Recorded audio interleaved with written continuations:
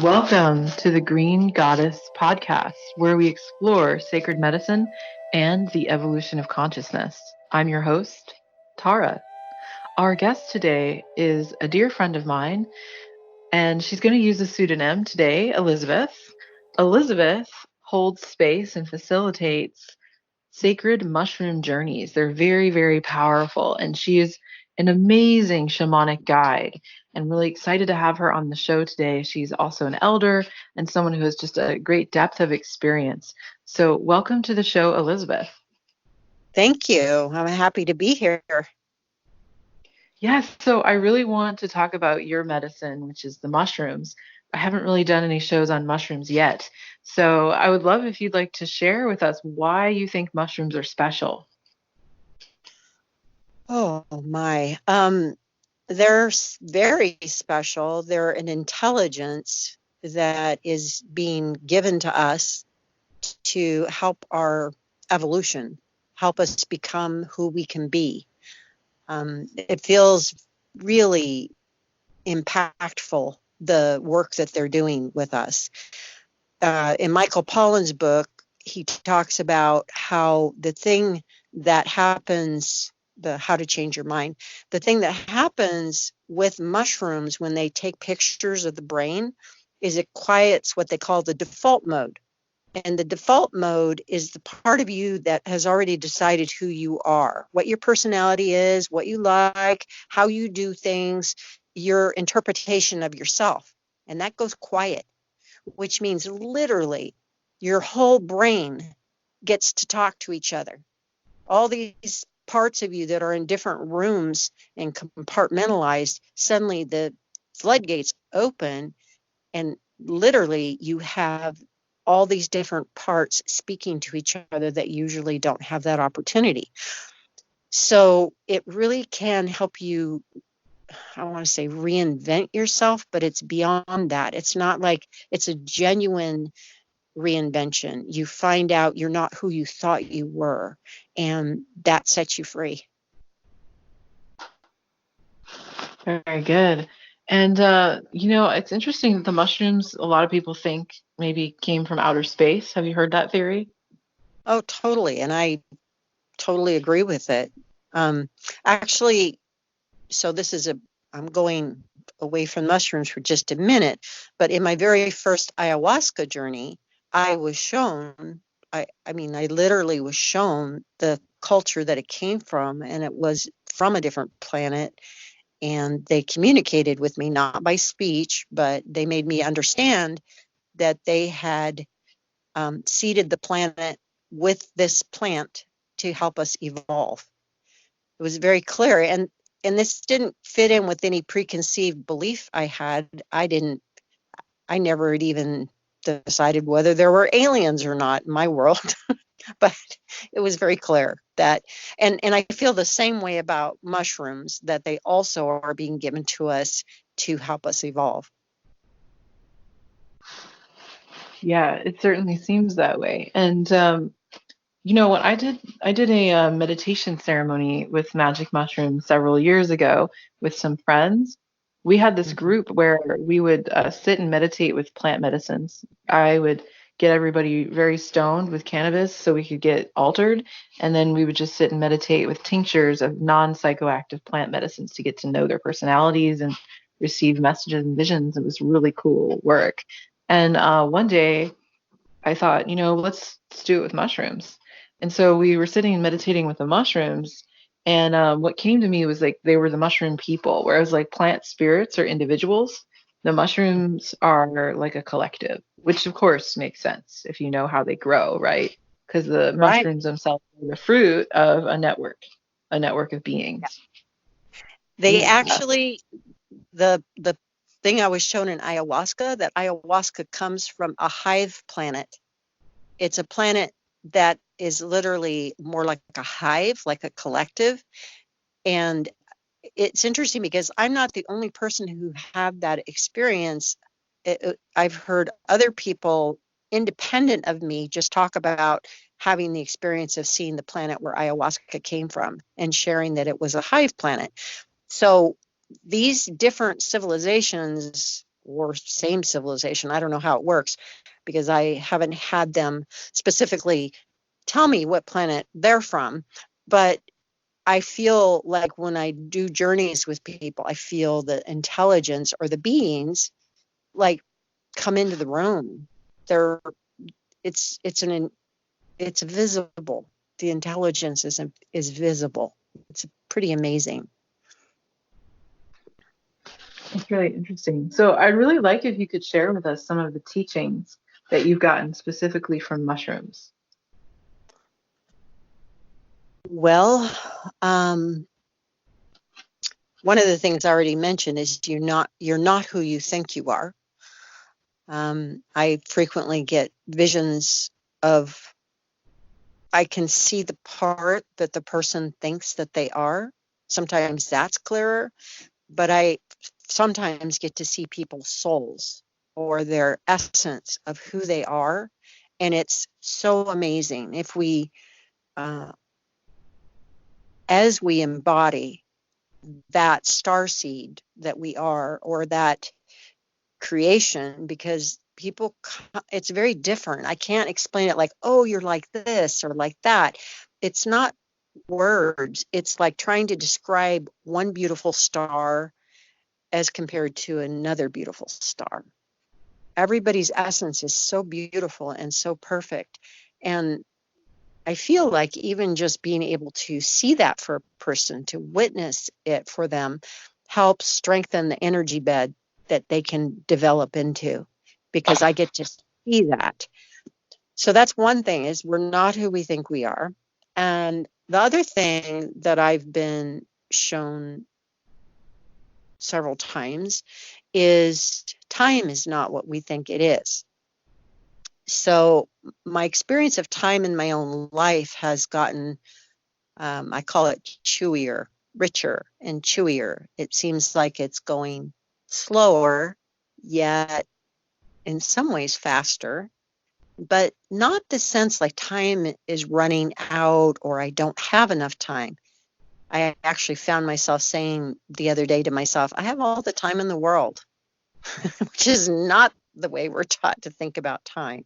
We're taught to think about it as a very limited resource, and we stress about it. And when we stress about time, it locks out the magic of nonlinear time. And frequently, when you're in a medicine state, if you ever play with looking at the clock, you cannot believe the time that you've been in that state is so different from what the clock tells you. It's just like 5 minutes could feel like you've been in for 20 minutes or a half hour. And other times, an hour goes by in 5 minutes.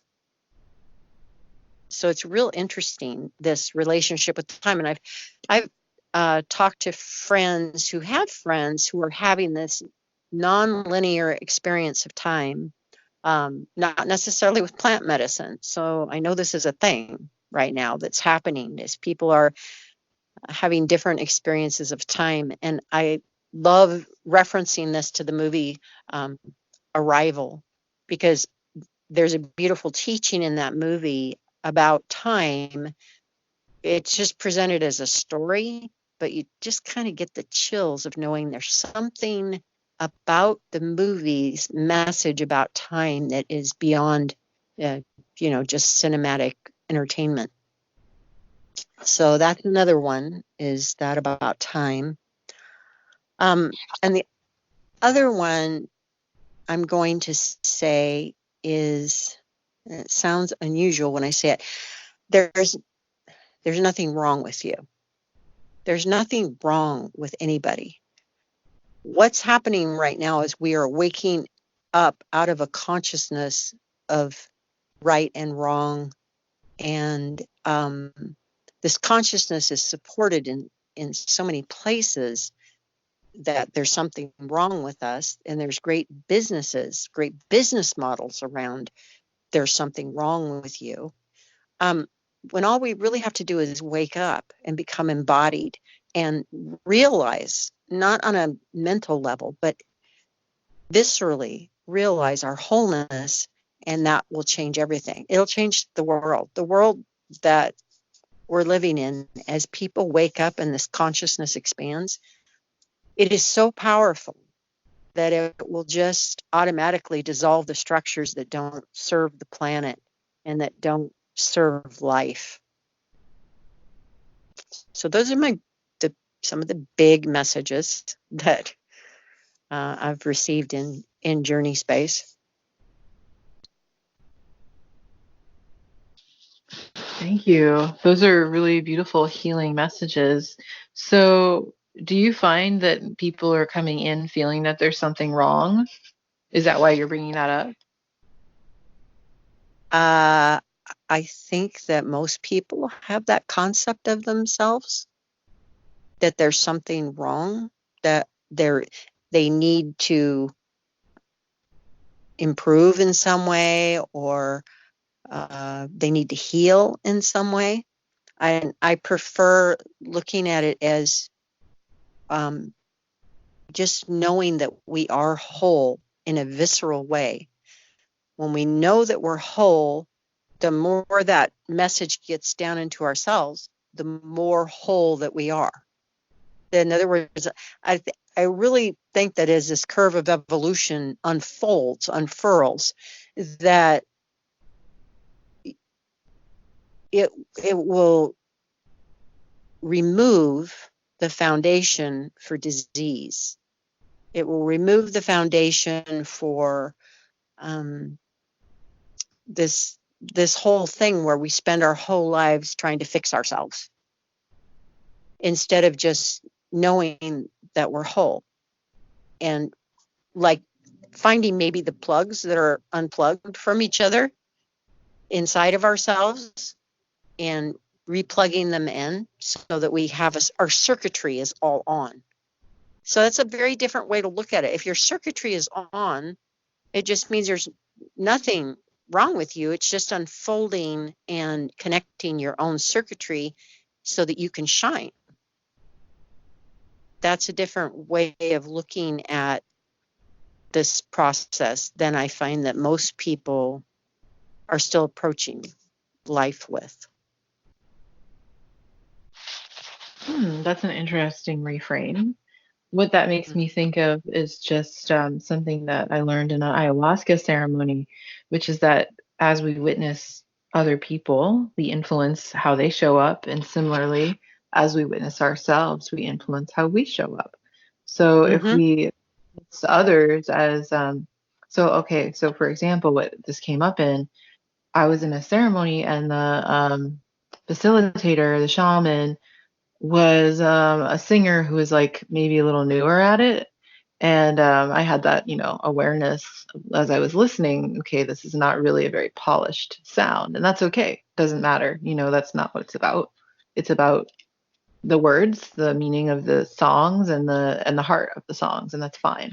But nonetheless, it was an observation that I had, and the plant really helped me see that if I thought differently, if I saw this person as actually very polished, even though that's not what was being presented in that moment, he would become more polished. And he did. His music improved as I saw him differently. And That's so I amazing. think, yeah, and I think that's something to know about, sort of like what you're saying is like if we think that there's something to fix, and we think we're not really enough, we're witnessing ourselves there, we're identifying with that, and we're holding ourselves there. Whereas really, we can just see ourselves as whole, and that will activate the latent potential for that wholeness. That's how I kind of reframe what you said. Yeah, no, it's beautiful. It's like there's experiments, where they've shown, like the particle wave experiment, that it depends on what the observer is expecting. In other words, an observer influences the outcome of the experiment. Like that's how powerful we are by our observations.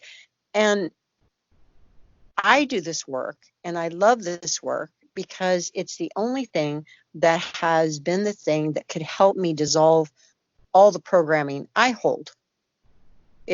So I'm drawn to it because it's been such a amazing tool for me, because you can talk about things that hold you up in life forever, and you can understand your mechanisms, but a visceral release of them, so you start living life differently instead of trying to cope with life differently. That's just a whole level of freedom and joy that can open up with plant medicine, and I'm so grateful for that.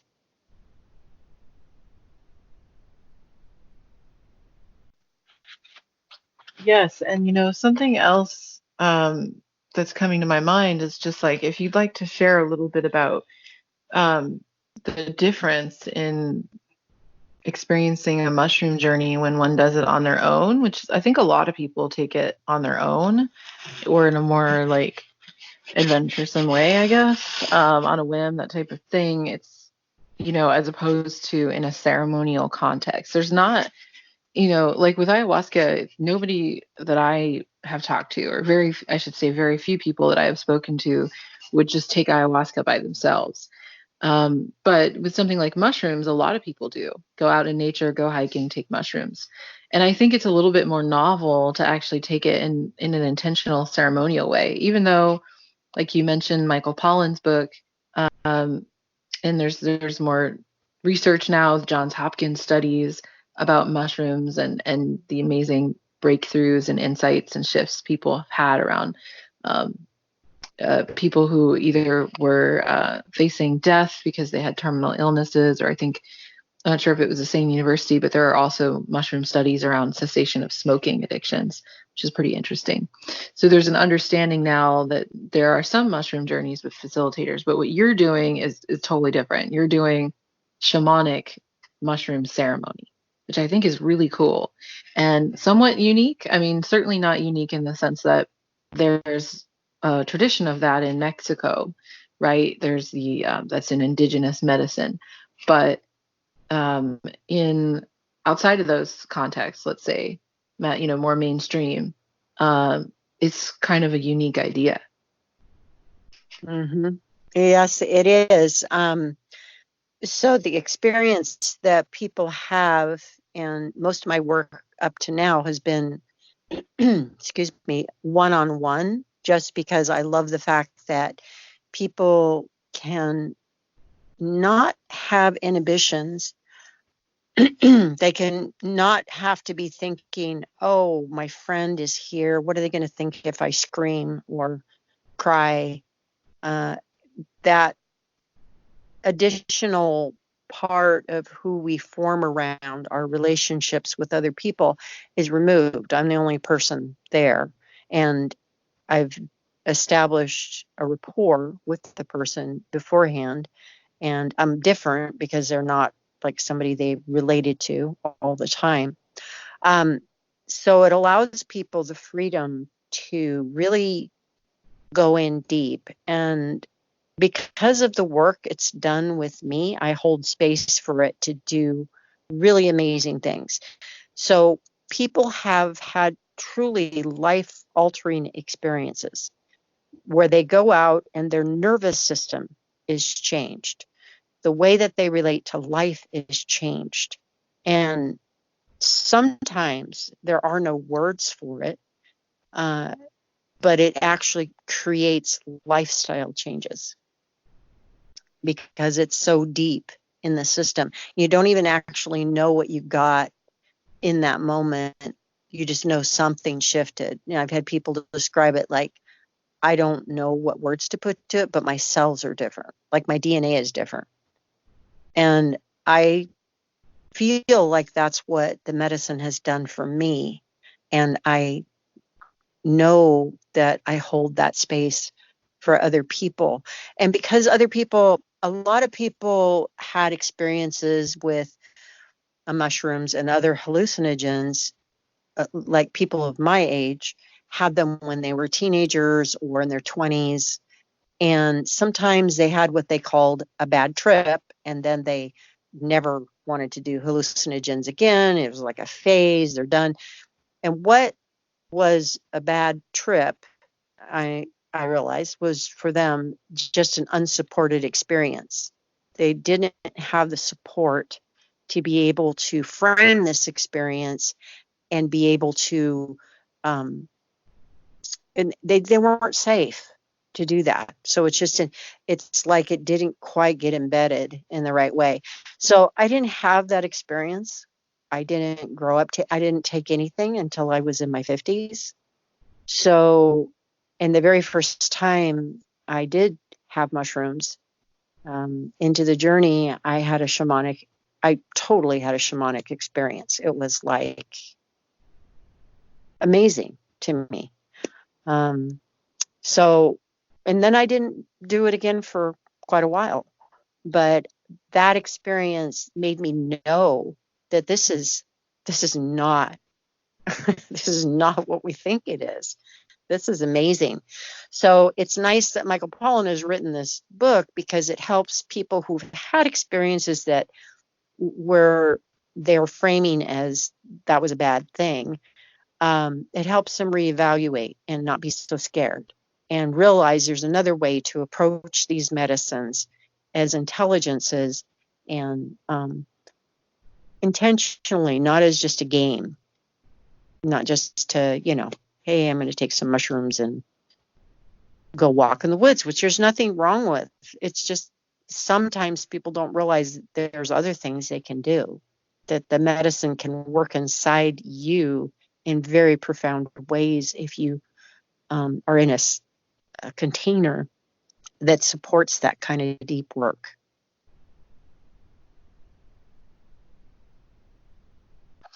Right. And I want to address this idea about the bad trip. I've had some, not with mushrooms, but I have I've helped a client in my coaching and intuitive healing work who had a really traumatic experience, a bad trip with mushrooms.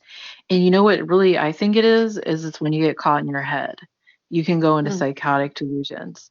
Because if you're not in your heart, if your heart is shut and you're in a complete fight or flight state, your mind is Mm. just going to go off in crazy directions. It's going to interpret your feeling of panic and danger with this incredible tool for enhancing your imagination, and it goes in directions that are terrible.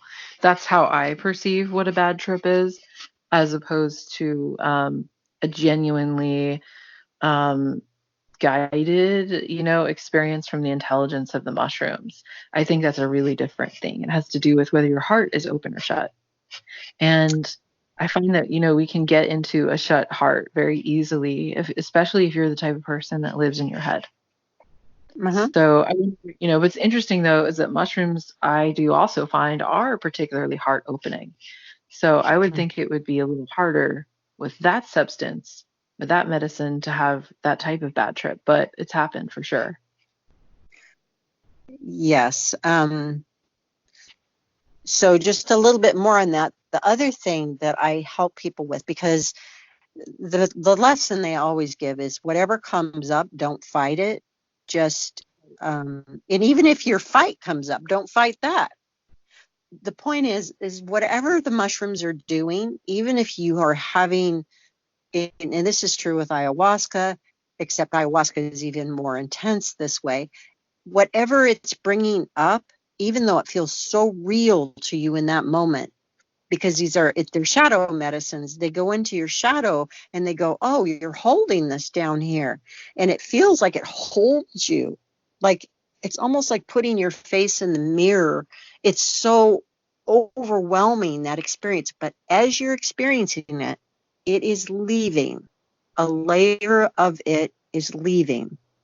And that's a really important thing to remember, is that I've had journeys that were really hard, and they're some of the best because they moved something that was viscerally holding me back. Sometimes I don't even understand them right away, and then after a few days, I'm like, oh wow, something moved. So it's given me the opportunity to understand that when you're having a hard experience, a difficult experience, it doesn't mean it won't resolve and leave you in a better place. It actually will, especially if you have some support afterwards that you can, talk about it later.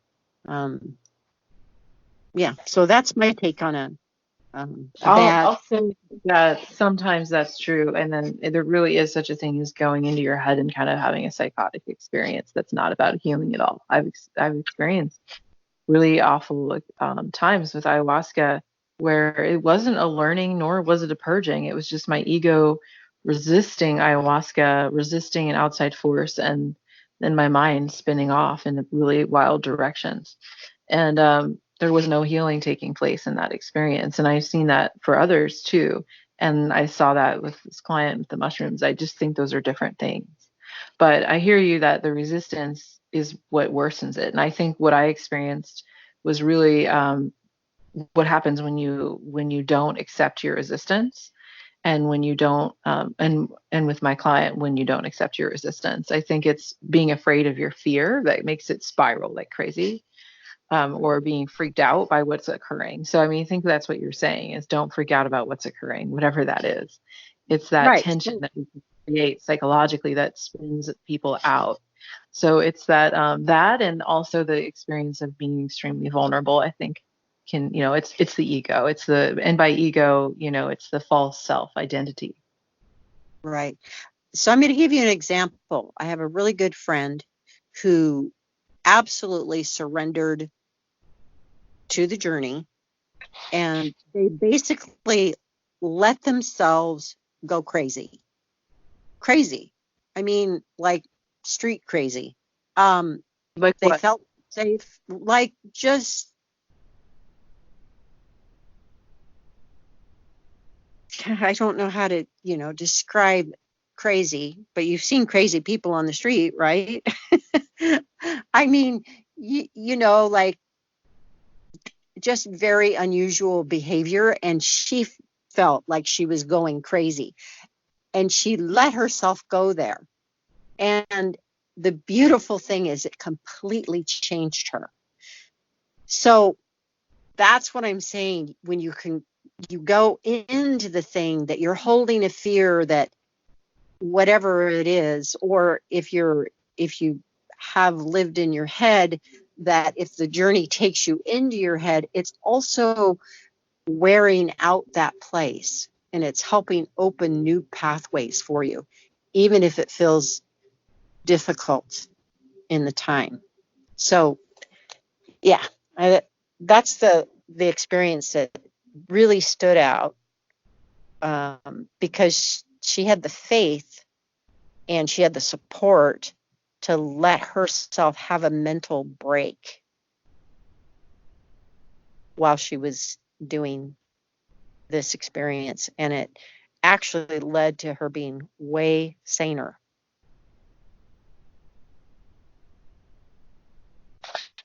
Okay, thank you. So I would like to talk with you a little bit about your method of dosing and administering the medicine. So I think, for myself, um, I had only experienced like eating the mushrooms, which for me has never been an issue. I've heard a lot of people say they don't like the flavor, but to me they just tasted like dried mushrooms. I don't really know what people are talking about. But I've had it that way, and I've had it in chocolate. And I know for you, you use tea. You make a mushroom tea and you include other herbs in the blend, and you intuit what dose each person needs. I do. For one thing, it's a little different every time. I don't have a standard dose that I give people. I feel in. I mean, preparing the medicine is a very sacred part of it. I spend time communing with the medicine before. So the herbs that I add, one of them is blue lotus. And blue lotus is extremely relaxing for the whole nervous system. And it helps the mushrooms go in on a physical level too. My interest is coming in fully to this human experience, embodying the higher part of ourselves into this body. So it's all about grounding. That's the direction that I'm going, is help you ground into this human experience so you actually have traction to be here. Because if you are just up in your head and your heart, you don't have the rest of your organism to back you up. So that's my interest in the herbs that I add tend to open your heart and relax you. So rose, I put a rose in there. I put the blue lotus in there, long black pepper, nutmeg, cinnamon,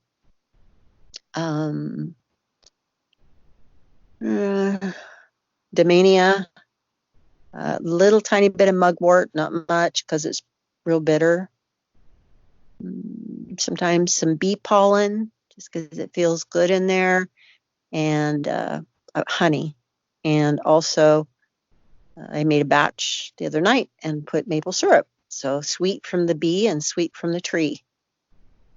It tastes good. It tastes way better than just chewing on mushrooms. Although if I'm out in the wilderness, that's what I do. I chew on them and hold them in my mouth and use them that way. But when I'm here in this container, I can do the tea, and the tea works really well. I brew it for a half an hour to 40 minutes. I let it get good and saturated. Oh, and cacao. I put cacao in it too. Cacao is a heart opener and goes really well with it. So it also works quickly. Like you feel at least the blue lotus part of it in about 15 minutes, if that. In fact, I tell people, you don't have to gulp your tea, but you don't want to linger over it. Like you want to have it down like in 15 minutes, because otherwise you're going to already be feeling something, and you might not even finish it. Right. And would you give us a range of the doses that you typically would give people? I have better sources for my mushrooms now, so I find that I need less. But generally speaking, 4 to 7 grams.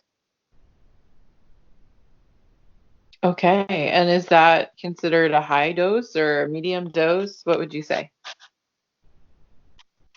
You know, I've heard about the heroic dose, and I'm not sure what they consider a heroic. I need to look it up.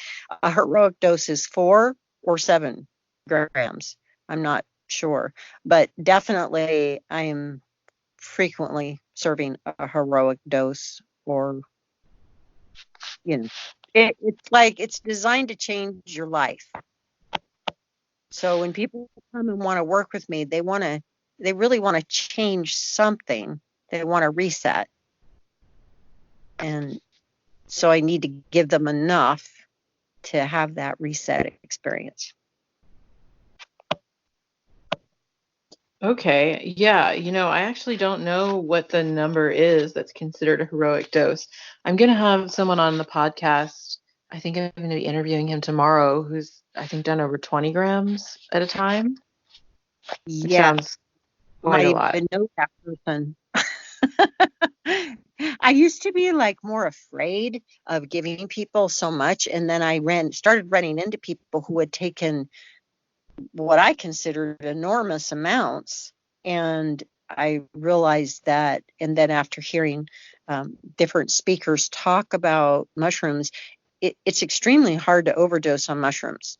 The only real contraindication is if somebody has, if they're on antidepressants. And then I understand you can really microdose safely with that, because I know people who have, but you don't want to do any kind of real dosage with psilocybin because it can cause a problem. Oh, I just want to tell you, I just Googled, and 5 grams is considered the heroic dose. Okay, so that's pretty much usually a heroic dose is what happens. Okay. 5 is And can you share with us what is the difference in the experience between a lesser dose? Like, I don't know what a standard dose is. Is it like a gram or something? compared to a 5 gram? What's the difference? What's the experience like? Well, I spend so much time. So I don't know if I mentioned this, but I go in with people, which is different because the mushrooms also eliminate my default mode, and I am really plugged into source and to the mushroom intelligence to know what to do. That being said, the reason I'm saying it is because I don't tend to microdose or take light doses. I did. That was my early experience. I know I was dosing lightly.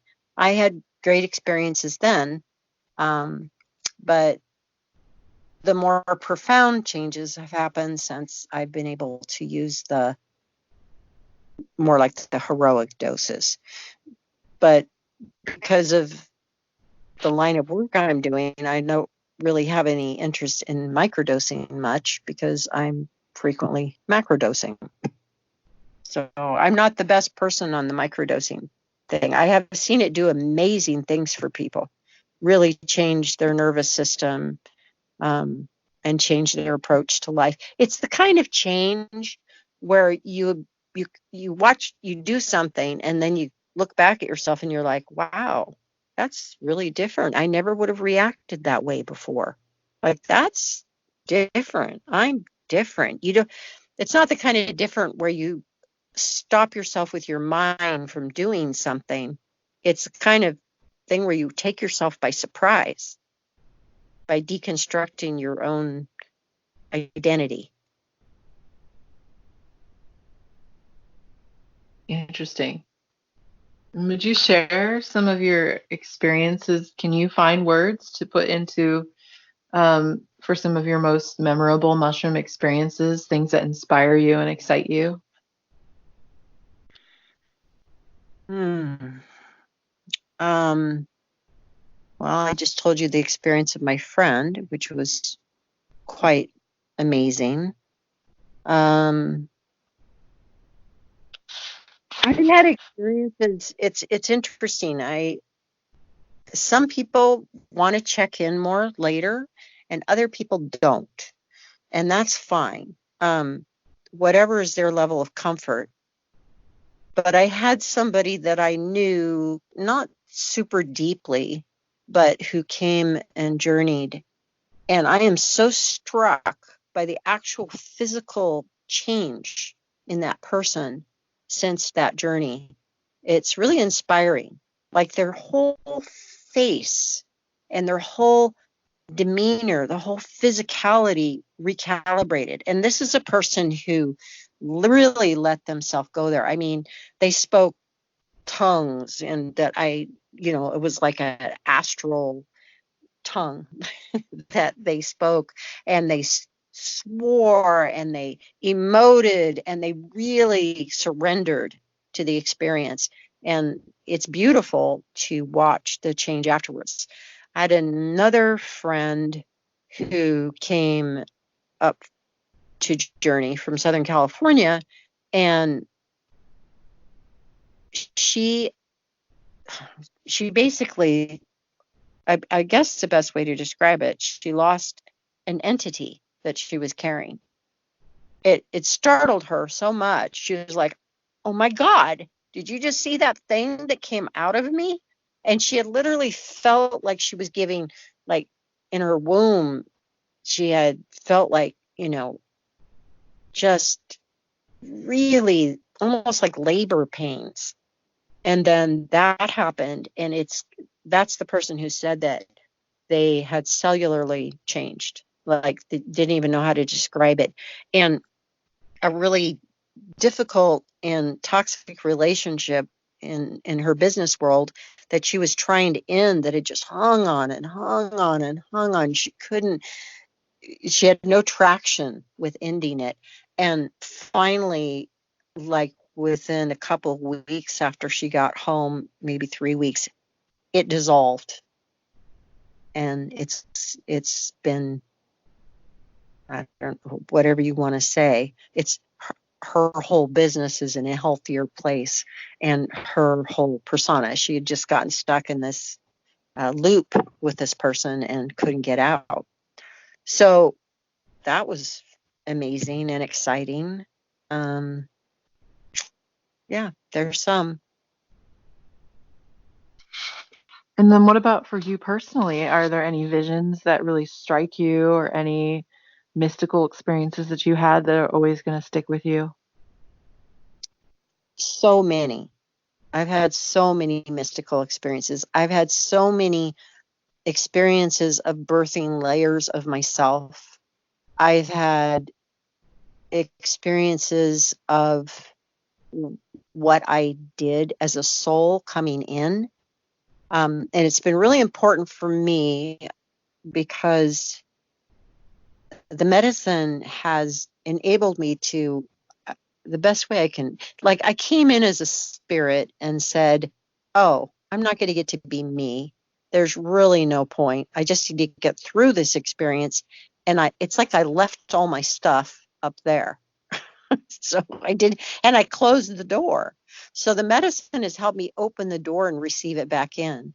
One particular experience I had by myself journeying was like seeing my higher self in the room and going, oh shit, is that me? Like, it was so freaky to actually see this aspect of who I was that I'd never let in at all.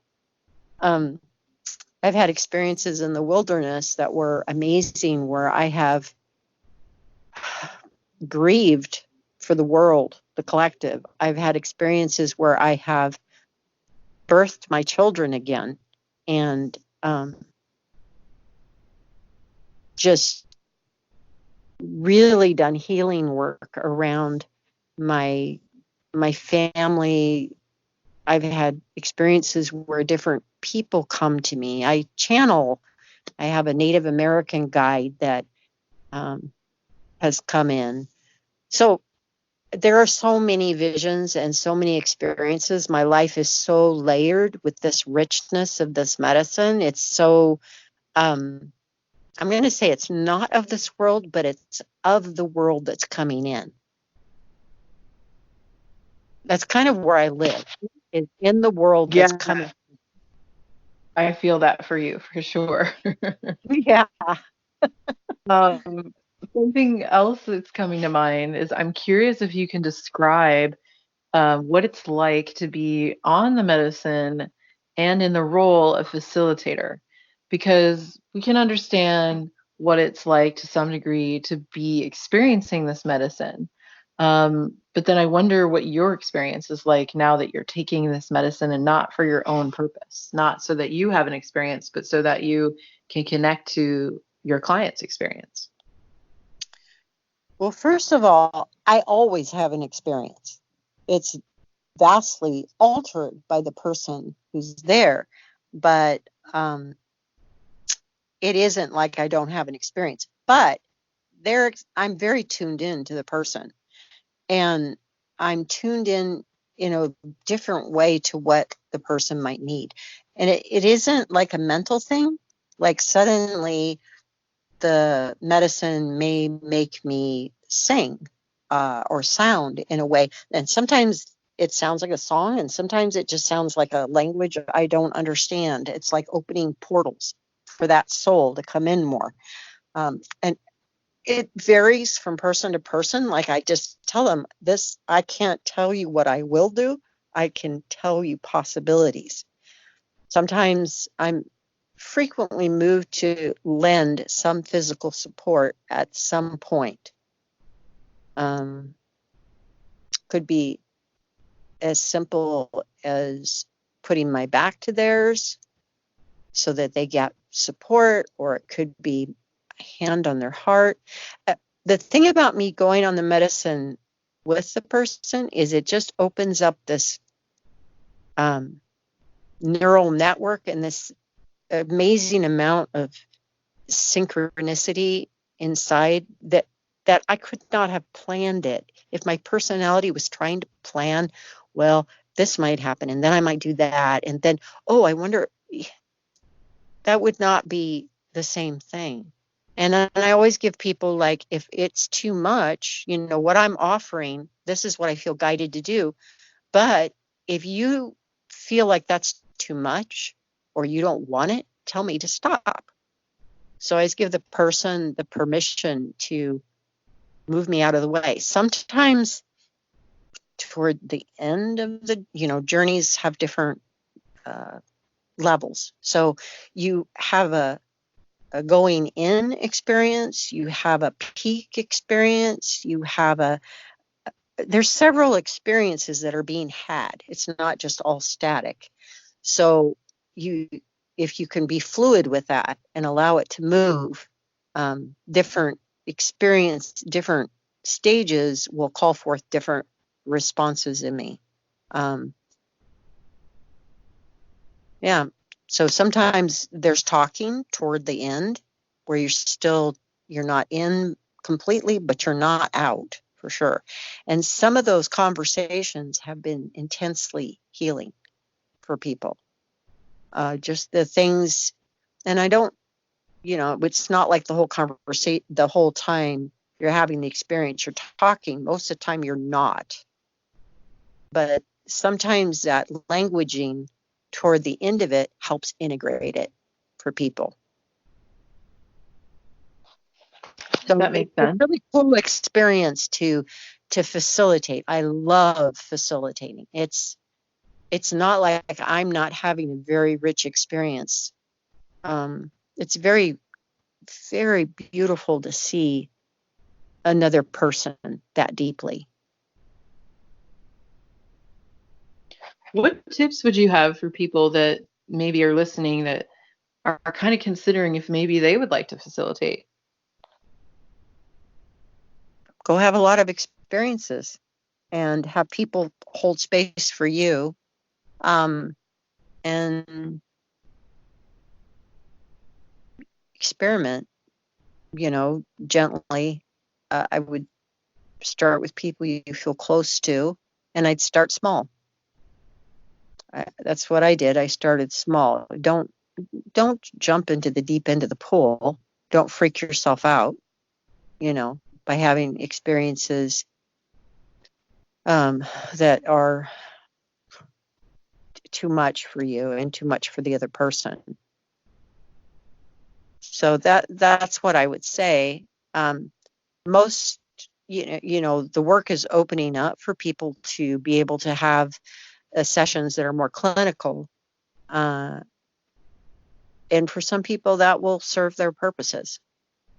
But people who feel called to do medicine work, just talk to the plants, talk to the universe, put yourself on the path and let yourself have a training. Even if you don't train with a specific shaman, you can still receive transmissions from people and be helped to work with them. But first, let it work on you.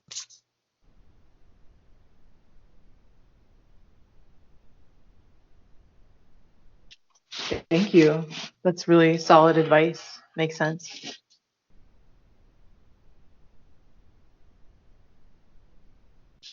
So it's been really awesome to have you on the show. Is there anything else you want to talk about? I think we've covered it. I think we've talked about a lot.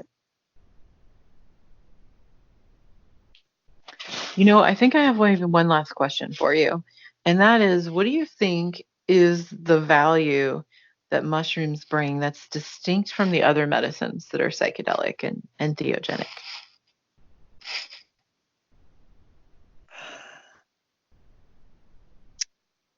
Interesting question. Every plant has its own unique, and mushrooms aren't really plants. Their spores are actually closer to us. Yeah, maybe that's it. They're more like us. It's like the mushrooms are your brain and nervous system out there in the world. So they can come in and rewire you in ways that other medicines may not specifically do. Like my experiences with all plants have been really beautiful. But mushrooms feel, the word that keeps coming to mind is friendlier. I feel a sense, and of course, it's my connection with them. I feel a love from them and for them. They break open emotions. I've had amazing healing experiences. I have grieved things I didn't even know I had grief about. So you carry these emotions locked into your cells, and then these mushrooms come and set you free. They just turn the key, and out comes this flood of feeling that's been locked up inside of you. And I know, it's like hard to distinguish because I've also had, I know people have experiences with ayahuasca like that. And my experiences with the ayahuasca are really profound, but it's a little more like sit up and pay attention and stick with this. The mushrooms just feel a little gentler, especially, I guess, I combine them with other herbs, but that doesn't mean it's not intense. It's just, it's actually quite mind-blowing. Yeah. So the time that I got to experience that work, I don't think that was a heroic dose. I don't remember because I don't write it down or Many anything. years ago. Yeah, I'm just thinking. But anyway, yes, it was profound and it was life-changing.